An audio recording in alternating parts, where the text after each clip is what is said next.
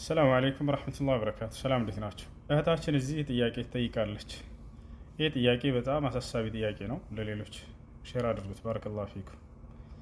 ምን ትላለች ጥያቄዋ ላይ? ወንድሜ በአላህ እኔ ሙስሊም ነኝ፣ ክርስቲያን ላገባ ነው እና እሱ በራሱ ሃይማኖት እኔ በራሴ ሃይማኖት መኖር ይቻላል እንዲህ በአላህ ንገረኝ ይላል። አይቻልም፣ አይፈቀድም፣ ሐራም ነው፣ ክልክል ነው። አምላካችን አላህ ሱብሓነሁ ወተዓላ በቁርአን ላይ ከልክሏል። አላህ በሱረቱል በቀራ ላይ ምን ይላል? ወላ ቱንኪሑል ሙሽሪኪነ ሐታ ዩእሚኑ ይላል።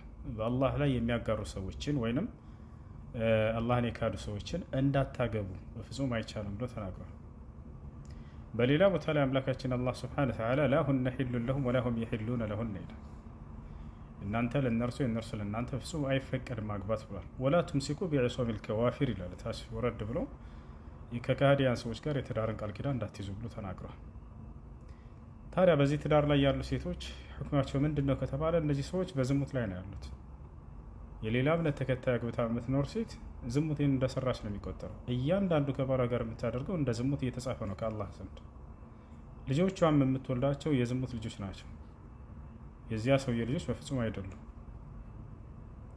ነገ ወልቂያማ ወዴት ነው የሚሄዱ ከተባለ እነዚህ ሰዎች ወደ ጀሃነም ነው የሚሄዱት ያለምን ተፈጥሮ። አምላክ አላህ ሱብሓነሁ ወተዓላ በቁርአን ላይ ወላ ተቅረቡ ዚና ኢነሁ ካነ ፋሒሸተን ወሳአ ሰቢላ ብሎ ተናግሯል። ስለዚህ በዝሙት ላይ ነው ያላችሁት። አላህን ልትፈሩ ይገባል። ነገ ወልቂያማ ወደ ጀሃነም ነው የምትሄዱት። ተጠንቀቁ። ይሄን ነገር ብዙ ጊዜ ተናግረናል።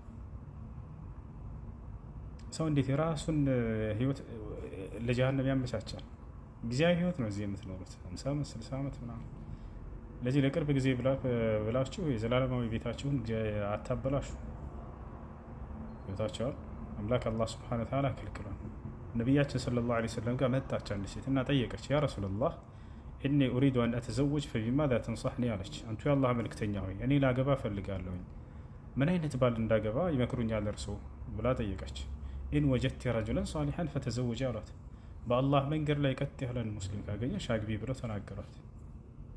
በሌላ ሐዲስ ላይ ነቢያችን ሰለላሁ ዐለይሂ ወሰለም ምን አሉ? ምክራቸውን ሲሰጡ ለሴቶች ኢዛ ጃአኩም መን ተርደውነ ዲነሁ ወኹሉቀሁ ፈዘውጁሁ ኢላ ተፍዐሉሁ ተኩን ፊትነቱን ፊል አርድ ወፈሳዱን ዐሪድ አሉ።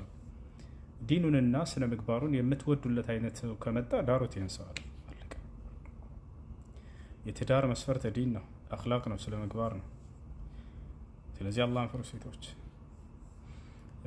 ነገ ይሰልምልናል ምናምን እያላችሁ ከካፊር ሰዎች ጋር ያላችሁ ሰዎች ካላችሁ በራሳችሁ ጊዜ የጀሃነምን መንገድ እያመቻችኋቸው ነው።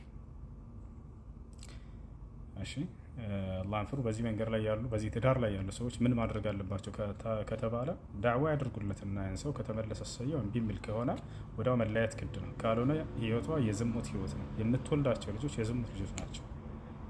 አላህ ነው።